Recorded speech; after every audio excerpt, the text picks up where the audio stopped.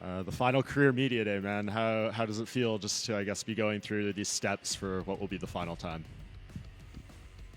A little surreal. It's kind of comes in waves. It feels like a normal fight week. All the pressure, all the obligations of fight week, cutting weight, repetitive interviews, thinking about the fight nonstop in the back of my head. But then every now and then it'll creep in like, I can't believe this is the last time I'm ever gonna sit in front of you guys. We had Brendan Allen in here a few minutes ago, and he was saying like he's staying at home all fight week, driving down here every day. Did you consider that, or is it a little too far? And do you feel like you need to be kind of here to lock in more? Yeah, with all the stuff these guys stack on my itinerary, which is ridiculous and way too much, I couldn't drive back and forth like that multiple times. I flew in from South Florida to Lafayette.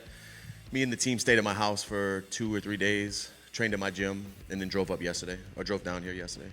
You had the face-off with Max yesterday, iconic location. I guess seeing him now after some years and sizing him up for the first time, any takeaways from that? That boy is big, man.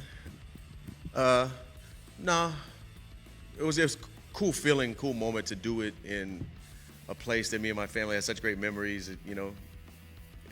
Amazing that it's here in New Orleans and in front of that church. It's just an incredible way to end this thing.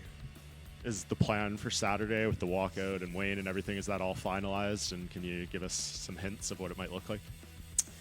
It'll be a little bit of James Brown, a little bit of Wayne. Yeah, Wayne's walking out with me.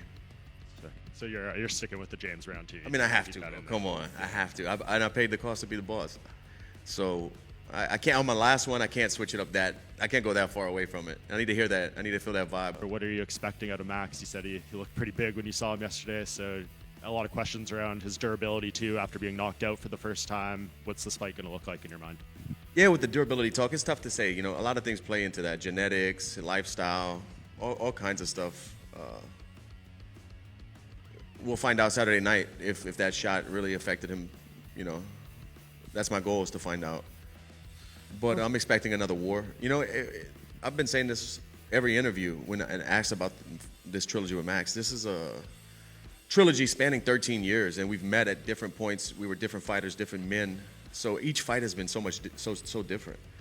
Even looking back to the last fight with him, there's little takeaways, but I think this is a whole different thing. So it's exciting, man. And Max is a legend, Hall of Famer, done incredible things in his career and going to continue to do so. And a good person. So fighting him for the last one, it seems poetic. Me being his debut in the UFC, him being my last fight, everything's happening at the right time. On Sunday morning, do you think you'll be happy to be retired? I don't know. I got to go through it before I talk about it. There will be some. I think for sure I can say there'll be some relief of that weight on my back of fighting since I was a kid. Always thinking about training, always thinking about my physical condition, what my opponents might be doing, what techniques are new. Just not having that constant, I won't even call it a burden, that constant cloud in my head thinking about combat sports. I'm still going to train, I'm still going to stay fit, but I don't have to compete at the highest level. I don't have that hanging over me anymore. And it might be good, it might be bad. Maybe I need that hanging over me. I don't know. I got to find out. Last one from me. Let's say, coming to the last minute of the fight, you've been through a war, last 10 seconds, Max points to the ground. You have to jump the guillotine, right? You have to jump the guillotine right away. Of course, bro. That's my plan, is to point down. As soon as we start swinging for the fences, double leg, let's grapple. But I think, like I said, I think it's just the right time. I don't want to get retired from the sport. I don't want this sport to chew me up, and I want to walk away. I don't want it to retire me. When you think about the career that you've built, the legacy that you've built, what's maybe one thing that you hope sticks with this MMA community and something that they really remember about Dustin the Diamond Poirier? That anytime you saw my name on a fight card or saw a fight of mine get announced, you knew it was going to be a war and I was going to leave it all in there. I didn't cut corners. I just took what I was given at that moment and made the best of it to prepare myself for those fights, and I always gave it my all, man. I just want people to remember me as a warrior. Just a few things like outside of your fight. What was your reaction to Ilia becoming the new champ and knocking out Charles? It's not that I didn't think he could do it or it would happen. I was just surprised like everybody else. You know, we never seen Charles put out like that. We've seen Charles stopped, but we've never seen him put out like that. And then just the streak the guy's on. You know, I'm a big fan. Anytime he's fighting, I'm watching. I keep saying the same thing, but he's everything he said he is so far, right? And he's still young. The sky's the limit.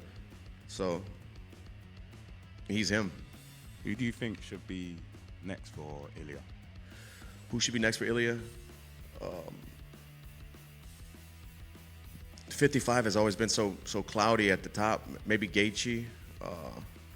I think him going to 170 to fight Islam, if Islam wins, is a stretch. You know, Islam's big, man. I've never seen Ilia in person, but he seems smaller. I know obviously he can knock anyone out. I do think if they fight, Ilia can knock anybody out from 45 to 170. He has the skills, the power, the technique, and but we've just never seen him in there with somebody that big and somebody with that caliber of wrestling. But I think he should defend the 55 title a few times before that's talked about. We'll see. And speaking of Islam, what's your thoughts on him moving up to welterweight? He's a big guy. I think he's going to fill into that weight. He's a really big 155er. So I think his lifestyle outside of training camp is going to be a little more comfortable, and he'll fill into that weight class no problem. He could be champion there for sure. How do you think he does against JDM?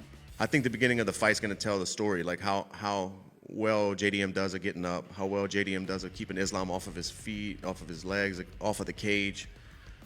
It's tough to call that because JDM's a big guy, athletic. I'm excited about that. A lot of fun fights in the future. I wanted to ask you, as you return for your last fight, you return home, you're on the precipice of completing a trilogy against a fellow Hall of Famer. You also can go out as the baddest man. How ceremonial would this victory be for you? It will be huge. It will be a dream come true, you know. My last fight, laid the gloves down in Louisiana. My debut in the UFC, I walked out to a Lil Wayne song. My final fight in the UFC, I'm walking out with Lil Wayne. I provided a beautiful life for my family, chasing this dream. I've learned a lot about myself. I've built businesses. I've built relationships with people that are going to be part of my life forever. Going out with that belt in Louisiana, not getting on a flight Sunday morning, driving home in a state where I live and reside, a state where I was raised and reside, is a storybook, a storybook ending. So if I can get my hand raised Saturday night, walk out of there with that BMF belt, I'm the baddest motherfucker forever, man. Your nickname is the Diamond. You have personified that nickname with your razor-sharp approach to the sport. What does it mean to be known as the Diamond? Somebody gave it.